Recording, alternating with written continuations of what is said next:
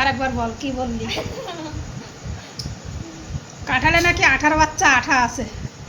কাঁঠাল ভাঙাটা একবার দেখুন আপনারা, দেখুন একটু।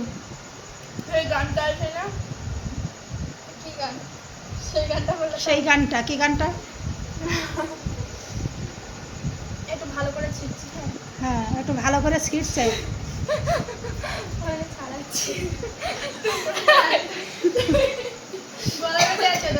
ছিড়ুন ম্যাডাম, ছিড়ুন।